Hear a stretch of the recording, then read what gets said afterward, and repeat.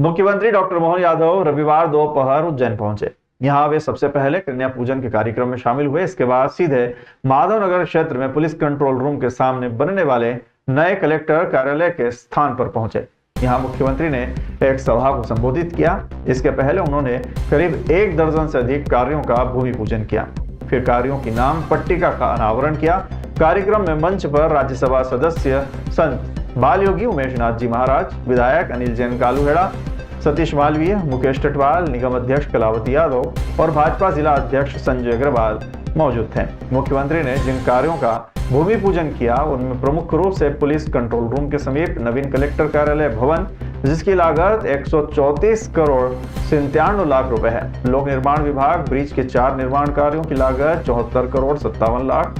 लोक निर्माण विभाग द्वारा अलग अलग 6 स्थानों पर नवीन विश्राम गृहों के निर्माण कार्य लागत 20 करोड़ 58 लाख रुपए। केंद्रीय जेल आवास गृह के निर्माण लागत करीब 19 करोड़ 18 लाख। मुरलीपुरा से 50 कक्षों के नवीन सर्किट हाउस का निर्माण करीब 49 करोड़। 100 बेड का नया अस्पताल, माधवनगर अस्पताल का 200 बेड के अस्पताल भवन में उन्नयन निर्माण लागत करीब 24 करोड़ के कार्यों का भूमि पूजन किया गया। साथ ही मुख्यमंत्री ने मीडिया से चर्चा में कहा कि उन्होंने आज नए कलेक्टर कार्यालय भवन और 100 बेड के अस्पताल के साथ ही कई कार्यों का भूमि पूजन किया है। सिंहस्थ आयोजन में यात्रियों की व्यवस्था के लिए ये सभी कार्य मील का पत्थर साबित होंगे।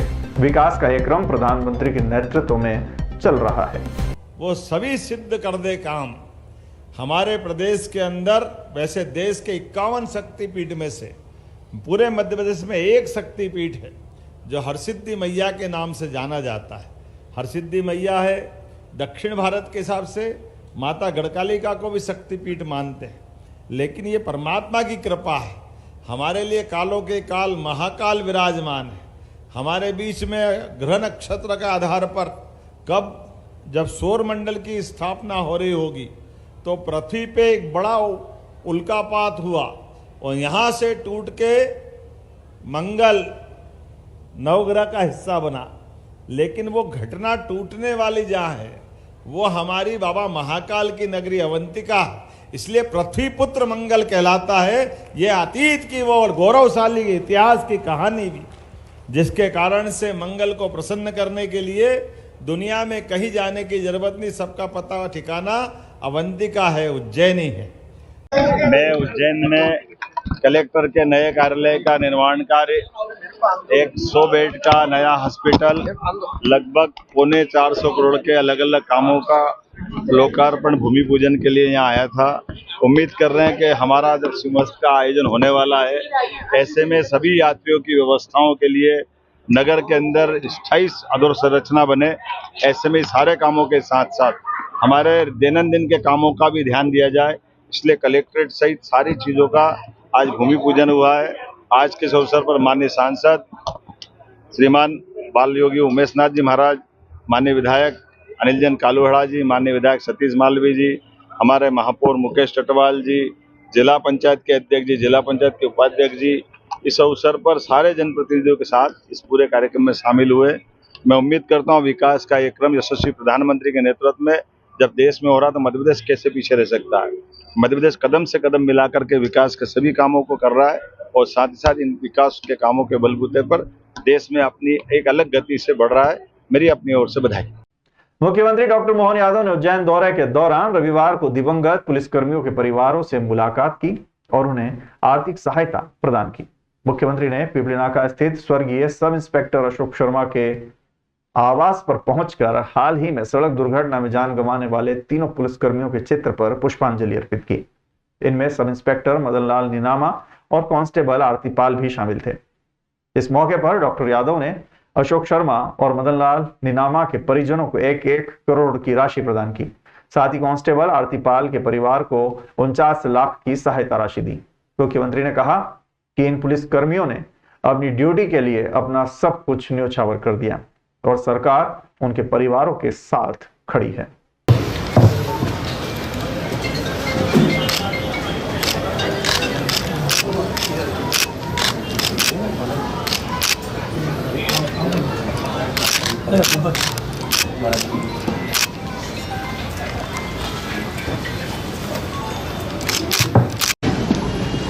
हमारे कर्तव्यनिष्ठ पुलिस के परिवार के 3 हमारे जवान अलग अलग कारण से कभी कभी परमात्मा की कोई लीला होती है, लेकिन आयु परमात्मा ही लिख के देता है। जन्म से मृत्यु के बीच की इस यात्रा में हम नहीं जानते कल क्या होगा, लेकिन बहुत होनहार हमारे अधिकारीगण और हमारे जवान अशोक शर्मा जी, नीना माँ जी, मैडम पाल, सब अपने कर्तव्य की वेदी पर परमात्मा ने हमारे बीच में से इनको उठाया। कष्ट का तो क्षण है, लेकिन कर्तव्य वेदी पर कोई अपने आप को शहीद कर डाले, कई जन्मों के पुण्य के बाद कोई ऐसा अवसर आता है। हम सब बाबा महाकाल से कामना करते हैं, मेरे साथ माननीय सांसद राज्यसभा विश्वनाथ जी महाराज साहब, माननीय विधायक माननीय जिन कालोड़ा जी, हमारे जिला अध्यक्ष जी, इस अवसर पर सभी स्वनाम धन्य सभी नेतृत्व और इस अवसर पर शोकाकुल परिजन बाकी मित्रगण। जैसा कि हमारी परंपरा है, 1 करोड़ रुपए की धनराशि तो बैंक से इस सिस्टम में दी है, जहां सरकार के माध्यम से जो होना वो भी सब करेंगे।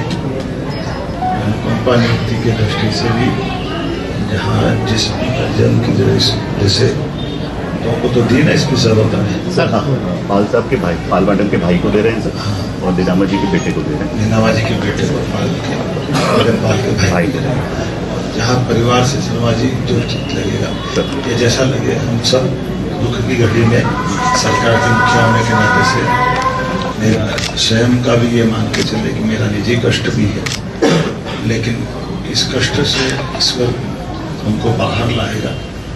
बाबा महाकाल के दर्शन करने पहुंचे यूट्यूबर और बिग बॉस के विनर एल्विश यादव। ये मनोकामना की यूट्यूबर और बिग बॉस OTT 2 के विजेता एल्विश यादव ने उज्जैन में बाबा महाकाल के दर्शन किए। उन्होंने विशेष पूजा अर्चना कर उनका आशीर्वाद लिया और कहा कि वो काफी समय से यहां आने की सोच रहे थे।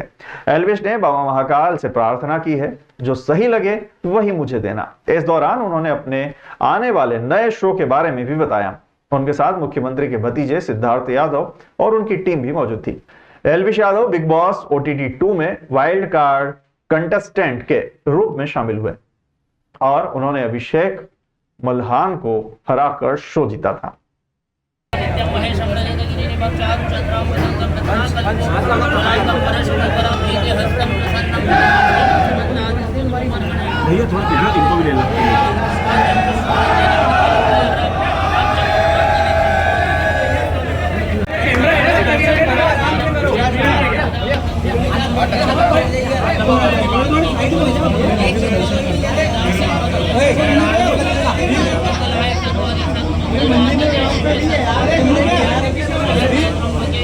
बहुत टाइम से मैं सोच रहा था यहाँ पे आने की, बट कभी हो नहीं पा रहा था, तो बाबा ने खुद बुला लिया और हम खुद चल के आए। आज ही लिखा था मिलना यहाँ पे, तो आज ही आ गए। बाबा से क्या मांगा आपने? ये बता दिया, सबको पता लग जाएगा क्या मांगा क्या नहीं मांगा। मैंने बोला कि जो आपको सही लगता है मिल ले वो करो, और जो मतलब मैंने कुछ नहीं मांगा, सच बता रहा हूँ। मैंने बोला जो आपको सही लगता है वो कर दो। अभी नया आपका कौन सा धारावाहिक आएगा? बहुत जल्दी आएगा, सब चीज़ आपको पता लगेगी, अभी मुझे खुद नहीं पता। कैटीगेट स्थित मदीना मस्जिद में हजरत मौलाना मौलवी हाजी याकूब अली खान की कबर मुबारक है, जहां पर उर्स के अवसर पर कार्यक्रम का आयोजन किया गया।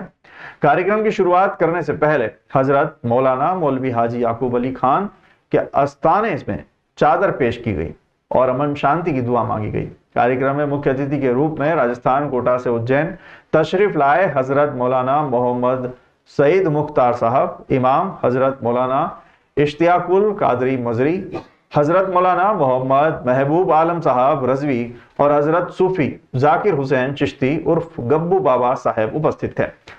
आकिब पटेल कुरैशी ने जानकारी देते हुए बताया कि हजरत मौलाना मौलवी हाजी याकूब अली खान का 118वां उर्स मुबारक बड़ी धूमधाम से मनाया गया और तकरीर का प्रोग्राम भी किया गया। कार्यक्रम में शामिल हुए सभी लोगों को तबरूक वितरण किए गए। कार्यक्रम के अंत में समाज के बच्चों को पुरस्कार वितरित किए गए। इस मौके पर सरपरस्त हाजी अयूब कुरैशी, हाजी असगर कुरैशी, गुलरेज कुरैशी, सदर इरशाद कुरैशी, तौफीक कुरैशी, भुट्टू कुरैशी, आसिफ कुरैशी, महबूब कुरैशी, शब्बर कुरैशी, रिजवान कुरैशी, इमरान कुरैशी, मुख्तियार हुसैन, खानवाला आदि लोग बड़ी संख्या में उपस्थित थे।